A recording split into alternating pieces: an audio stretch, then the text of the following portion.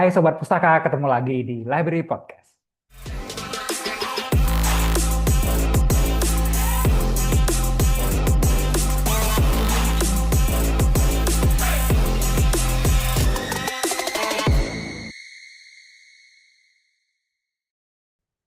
Nah, hari ini kita bakal ngobrolin tentang mudik.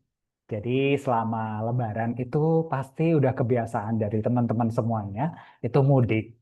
Mungkin kalau tidak mudik karena punya rumah di Surabaya atau emang asli Surabaya juga akan kita kulik cerita-ceritanya seperti apa selama Lebaran ini. Jadi kita 30 menit ke depan kurang lebih seperti itu. Kita bakal ngobrol bersama teman-teman Kocipus di sini. Teman-teman Kocipus 2026. Yeay. Nah, hari ini kita ada Maca atau Mas Ayu, eh, demikian namanya. Ada Michael, juga ada Rizky. Mungkin kita kenalan dulu seperti apa mereka di Kocipus. Mungkin kenalan dulu dari Michael ya. Silahkan. Halo teman-teman semua dan Pak Agung, selamat malam. Terima kasih atas kesempatan yang telah diberikan dan waktu yang sudah diizinkan buat berbicara pada malam hari ini. Jadi perkenalkan saya Michael Anggi Utauruk, saya dari FISIP Angkatan 2024. Salam kenal semuanya.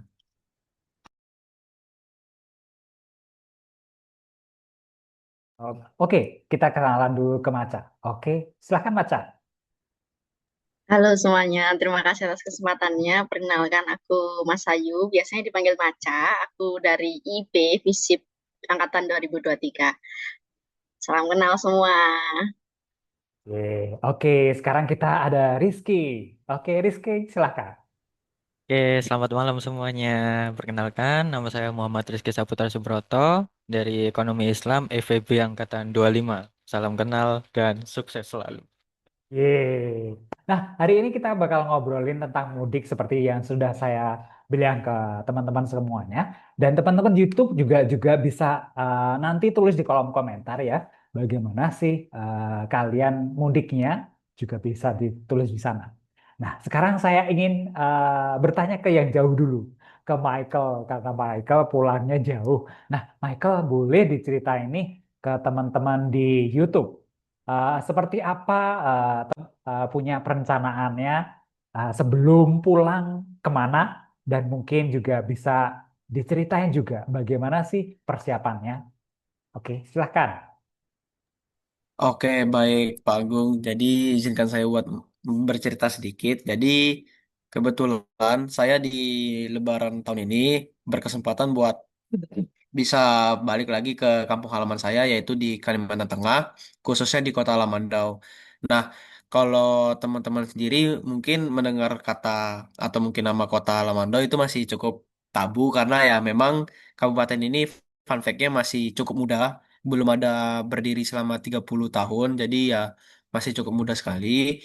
Kalau misalkan ditanya persiapan apa aja yang saya lakukan sebelum Lebaran dan apa aja yang saya bawa barang-barang untuk balik ke kampung halaman, itu sebenarnya yang paling terpenting adalah saya membawa peralatan kesehari-harian kayak baju, sabun, terus juga alat-alat buat kuliah. Karena kan walaupun tetap apa ya libur Lebaran, tapi kan dari UNER sendiri tetap menyediakan jadwal kuliah online. Jadi ya mau tidak mau seperti laptop, terus juga mungkin buku tulis dan lain-lain itu tetap harus dibawa.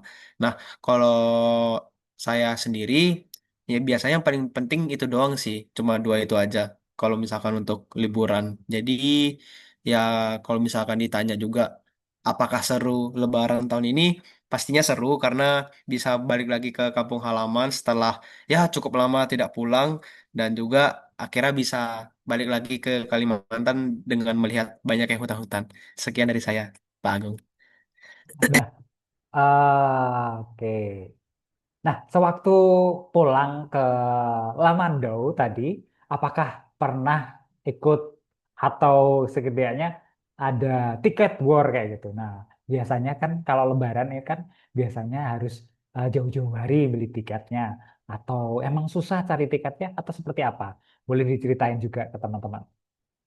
Oke, baik Pak Agung. Jadi kalau untuk tiket sendiri itu kebetulan saya dibiayai sama orang tua, jadi orang tua sendiri yang ngebayar. Tapi kalau misalkan mendengar dari cerita orang tua sendiri, itu tiketnya memang udah disediakan dari jauh-jauh hari sebelum Lebaran, bahkan udah dibeli karena orang tua ya memang udah tahu kalau misalkan belinya itu di H-3 sebelum Lebaran atau mungkin H-2 itu pastinya rebutan dan juga harganya juga melonjak tinggi. Jadi ya orang tua juga mengantisipasi dengan belinya jauh-jauh hari karena ya harganya juga masih normal dan nggak ada yang namanya rebutan. Kalau misalkan untuk harga sendiri pastinya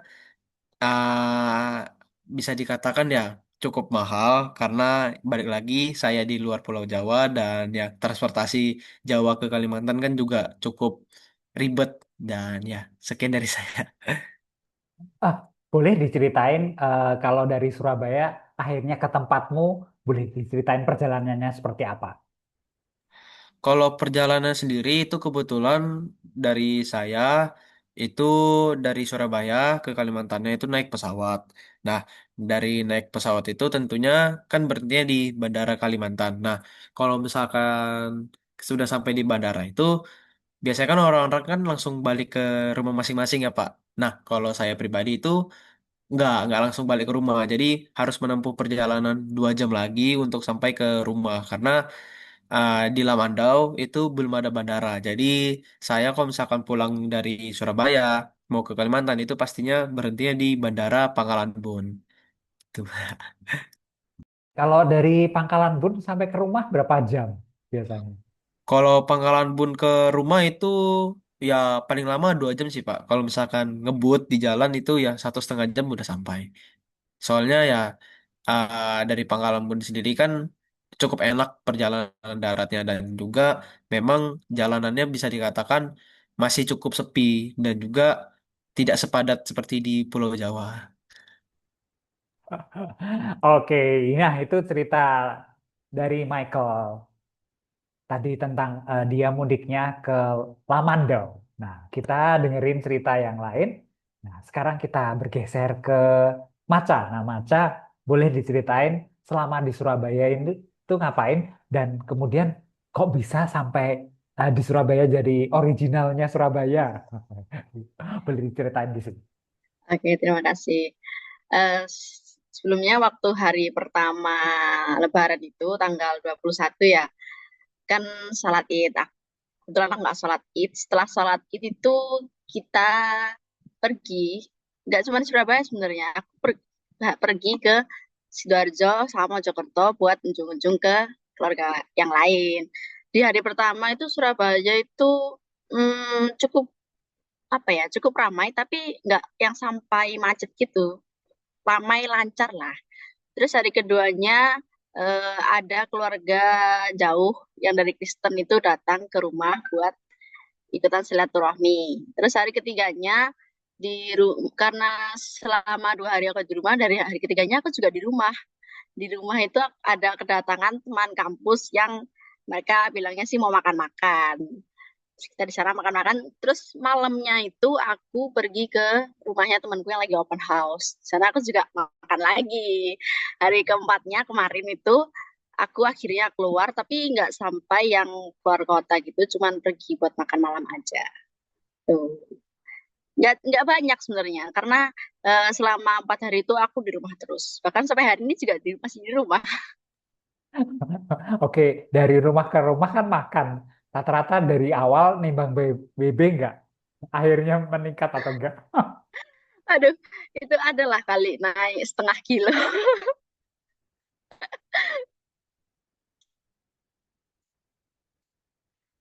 Oke, selama Lebaran di Surabaya, apakah yang paling disuka dari makanan-makanan saudara yang sudah dicipi tadi? Eh, Kebanyakan kan kue kering ya, yang kastengel, terus putri salju, nastar.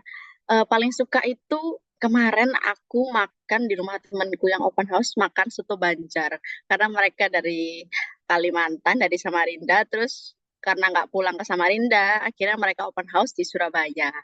Tuh, aku makan soto Banjar, nambah lah ada 2 kali. Enak banget. Loh, nah tadi udah merasakan soto Banjar. Pernah merasakan soto-soto yang lain. Apa bedanya soto yang lain dengan soto Banjar? Jujurnya kemarin aku nggak begitu tahu ya apa bedanya soto Banjar sama soto yang biasa aku makan di Surabaya. Tapi katanya yang masak itu em, soto Banjar tuh lebih banyak apa ini? Lebih banyak bumbunya gitu katanya. Cuman aku nggak ngerasa ada yang beda sih, tetap sama-sama soto. Apakah dagingnya ayam atau daging sapi?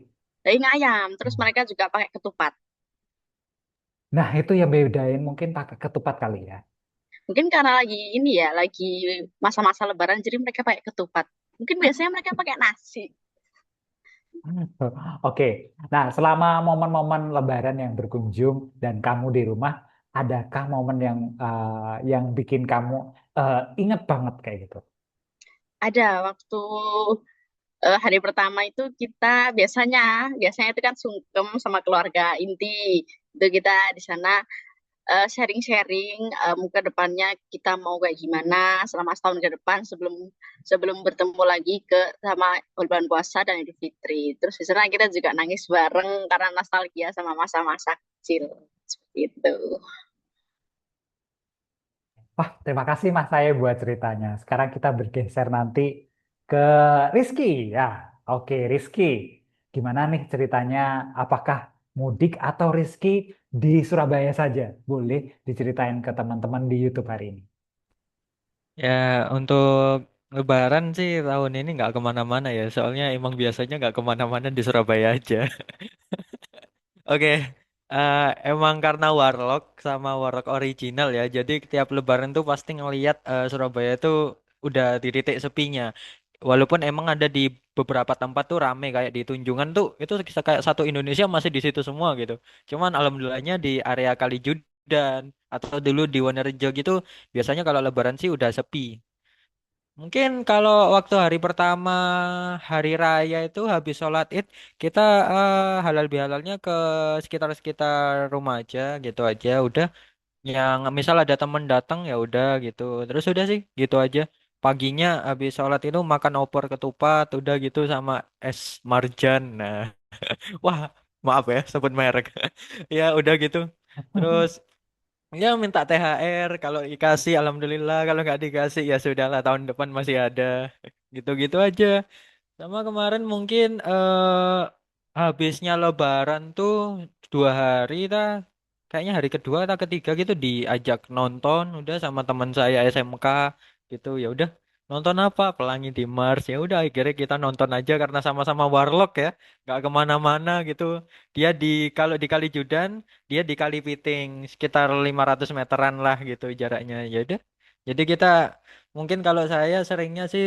eh, kalau nggak nolep aja di rumah nonton film atau mungkin apa ngurusin UKM kebetulan karena emang saya belajar banyak gini lagian jadi ya udah gitu sama teman keluar hangout sama ngeliatin Surabaya lagi sepi gitu biasanya rame macet us parah gitu pokoknya ya gitulah kurang lebih dari saya. Nah, kalau nggak salah, kalau dalam tradisi Jawa itu biasanya ketupat itu paling disediakan itu kemungkinan besar besok baru hari Sabtu. Karena hitungan Jawa itu Lebaran ketupat itu 7 hari sesudah Lebaran. Nah, karena kalian itu unik, kok bisa merasakan ketupat ini ceritanya kayak gimana? Mungkin bisa ceritain nggak apa-apa.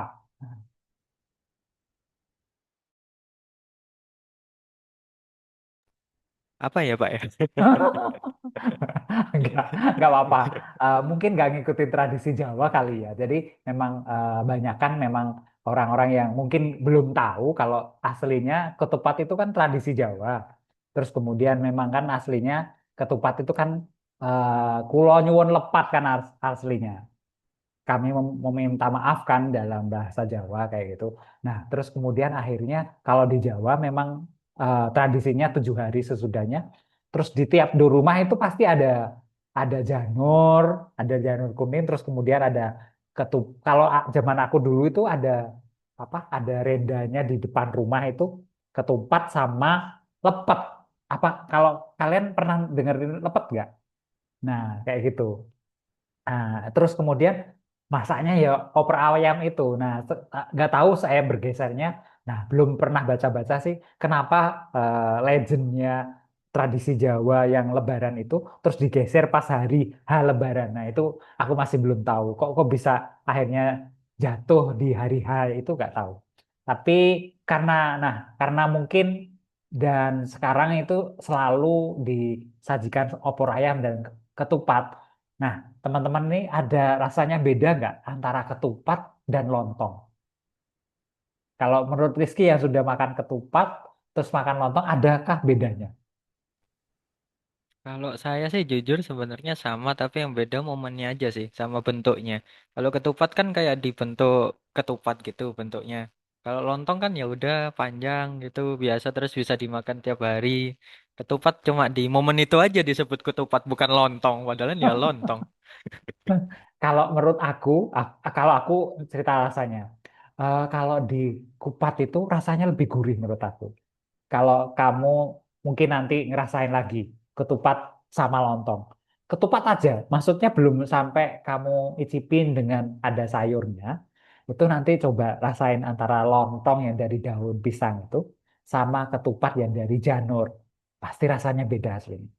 Kalau menurut aku rasanya itu lebih gurih yang ada janurnya. Kalau di lontong itu anyep tok kayak gitu. Kalau menurut aku sih, coba nanti kamu rasain aja. Siap, siap. Saya catat, Pak. Terima kasih infonya. Ini kelihatan banget kayak juri apa namanya MasterChef. Bukan, bukan. Oke, terima kasih Rizky. Nah, oke, Rizky tadi sudah mention nonton film Pelangi di Mars. Wah, ini kelihatan banget kalau referensi filmnya banyak nih. Boleh di-spill dulu filmnya tentang apa ini? Kemarin tuh bingung ya mau nonton apa Nawila Pelangi Timur sama Tunggu Aku Sukses. Itu kan sama-sama film Indo. Saya mengecualikan film Setan Danur ya, tidak suka apa horor-horor, tapi bagus sebenarnya. Akhirnya milih Pelangi di Mars saja karena kita penasaran dengan animationnya Indonesia yang udah berkembang. Sebenarnya kita nggak kalah kok animasi, cuman di anunya aja, ceritanya aja, skripnya kurang. Kalau cerita Pelangi di Mars itu intinya gini, dia itu ada astronot asal Indonesia lagi mencari mineral di Mars yang bisa jernihin air keruh di bumi. Karena di bumi tahun ambil 35 atau 37 gitu kisaran kurang lebih tahunnya itu udah rusak-rusaknya. Penggundulan hutan, air tercemar gitu-gitu. Nah, di sana itu astronotnya katanya hilang, padahal dia masih hidup dan kebetulan lagi hamil. Nama anaknya Pelangi. Ya udahlah, akhirnya berpetualang Pelangi sama robot-robot gitu di situ. Sebenarnya animasinya bagus walaupun belum perfect, tapi gitu sih. Skripnya aja yang kurang, masih bisa dipoles. Walaupun banyak buzzer ya, banyak buzzer itu yang kalau ngomen tuh nggak ngotak gitu. Kayak dia kan saingan sama Nawila, Pak ya. Nawila ini tentang anak kecil yang hidup di Surabaya kurang lebih gitu. Saya belum nonton sih. Tapi orang-orang udah memuja-muja banget, soalnya katanya lebih bagus. Emang sih, tapi kan ya gitulah buzzernya itu menjatuhkannya itu nggak yang apa namanya memberikan kritik untuk membangun, tapi kritik untuk menjatuhkan. Ya gitu sih. Ya, itu namanya trik marketing aslinya. Oh, sama Jumbo bagusan mana kartunnya? eh Mungkin nggak bisa dibandingin head to head karena di Pelangi di Mars itu dia animation 3D plus ada manusianya. Jadi kombinasi gitu. Nah, sedangkan Jumbo kan full animation gitu. Dia mungkin secara cerita dan lagu lebih ngena ke Jumbo ya. Soalnya pace-nya itu juga oke lah, udah cukup semua. Sedangkan di Mars ini beda director, beda production, jadi kayak perlu develop lagi gitu. Tapi overall sih untuk animasi udah bagus sih. Ini bisa jadi cikal bakal untuk film-film selanjutnya gitu. Keren, keren, keren. Wah, makasih ini agenda bagus selama Lebaran. Nah, sekarang kita kenalan sama Arindi yang sudah datang ini. Arindi boleh kenalan buat teman-teman semuanya di YouTube dan kemudian nanti bisa diceritain gimana liburannya di kampung halaman atau mungkin asli Surabaya. Mungkin bisa diceritain ke teman-teman di YouTube. Silakan. Salam kenal ya teman-teman, perkenalkan nama aku Arindi, aku dari Surabaya kebetulan, jadi lebaran kali ini aku nggak kemana-mana, aku di Surabaya aja karena aku warlock. sebagai warga lokal, nah boleh diceritain ke teman-teman di sini semuanya. Nah, ngapain aja aktivitas selama jadi warlock dan apakah pernah ngiri nggak sama teman-teman yang mudik ke sana ke sini? Wah, kok punya ya kampung halaman. Nah, terus boleh diceritain juga kenapa orang tua kok sampai masih domisili di Surabaya dan betah di Surabaya. Kalau dari aku sendiri sebetulnya orang tua itu nggak dua-duanya dari Surabaya. Jadi salah satunya itu dari Bojonegoro. Cuman dari kecil aku nggak pernah Lebaran di Bojonegoro gitu. Selalu di Surabaya karena kalau misalnya di Surabaya itu gimana ya? Menurut aku lebih seru sih. Selain itu kayak saudara-saudaranya tuh lebih sering ngasih THR. Kalau ngasih THR tuh benar-benar banyak banget kok di Surabaya. Jadi kayak sengaja Lebaran selalu di Surabaya buat ngejar THR-nya itu tadi. Terus selama Lebaran ini sebetulnya karena THR-nya banyak itu tadi, jadi kalau dari keluarga aku, Lebaran itu bisa sampai seminggu. Itu selalu nyambut tamu dan itu tamunya benar-benar banyak banget selama semingguan. Jadi selama Lebaran mungkin aku ke rumah nenek, terus di rumah nenek itu ya bantu-bantu bersih-bersih atau mungkin kayak nyambut tamu itu tadi. Jadi refill kayak snack-snack buat tamu itu tadi. Selain itu juga mungkin keliling ada satu hari di mana kayak Lebaran itu agendanya keliling ke rumah saudara. Itu ada di Sidoarjo, habis itu ada di Waru. Jadi kayak bener-bener satu hari full buat keliling ke rumah-rumah saudara buat silaturahmi gitu sih. Nah, tadi itu ngomongin THR, apakah pernah dihitung dari THR tiap tahun? Oh, THR ku dapat segini, dikalkulasi gitu, pernah nggak? Selalu dihitung sih biasanya. Terus kayak biasanya per tahun itu seenggaknya 1 juta dapet THR. Eh, oke, ini kan kalian masih masih dapat THR dari orang tua kayak gitu, atau dari sepupu atau paman atau Pak D kayak gitu. Nah, pernahkah kalian itu waktu kecil aja, itu pernah dapat uh, biaya admin atau investasi bodong dari orang tua? Kan kelihatannya kayak gitu. Nah, seperti itu pernah nggak? Atau orang tua seperti apa kayak? Kalau aku dulu sih selalu gitu sih. Jadi kayak uangnya selalu dititipin ke orang tua, terus nanti ya udah uangnya tiba-tiba hilang gitu aja kan. Tapi kan sebenarnya kayak kalau misalnya kita butuh, ntar juga orang tua bayarin buat kita gitu kan. Jadi sebenarnya sama sih, cuman uangnya hilang gitu aja. Tapi asli pernah nanya nggak ke orang tua kayak gitu? Loh, Bu atau Pak, duitku kemana kayak gitu? Pernah nggak nanya kayak gitu? Kalau pas kecil sih nggak kepikiran buat nanya, soalnya kan nggak begitu butuh uang, paling butuhnya paling 5.000, 10.000. Justru kalau megang uang sebanyak itu, ntar juga hilang nggak tahu kemana gitu kan. Oke, baik. Adakah momen-momen yang mungkin dari Lebaran kemarin ada yang spesial gitu? Boleh di dibagikan juga ke teman-teman di YouTube? Kalau yang spesial menurut aku pas ke rumah saudara, itu ada kayak satu rumah saudara yang bener-bener dia tuh dibilang kayak raja buah gitu. Jadi bener-bener apa ya kayak apa ya ngasih kita itu bener-bener buah yang banyak banget. Ada anggur yang merah itu, habis itu ada yang anggur yang hijau, habis itu ada durian. Kayak bener-bener semuanya tuh dari kebunnya sendiri dikasih ke kita. Jadi kayak itu bener-bener saudara aku semuanya kumpul di sana kayak ambil banyak banget itu termasuk memorable sih karena kayak keren aja. Oke, baik. Nah, Arendi ini belum pernah ke Bojonegoro ya? Wah, kalau pengen ke Bojonegoro nanti bisa tanya Mita. Mita ada salah satu Kocipus dari Bojonegoro. Nanti bisa tanya dia lebih lengkapnya. Nah, ini yang terakhir buat teman-teman di apa member Kocipus. Tahukah kalian kalau mudik itu aslinya kata dalam bahasa Jawa juga sih. Artinya mulih dhisik. Jadi berpulang kayak gitu. Pulang terlebih dahulu. Pulang ke rumah kayak gitu.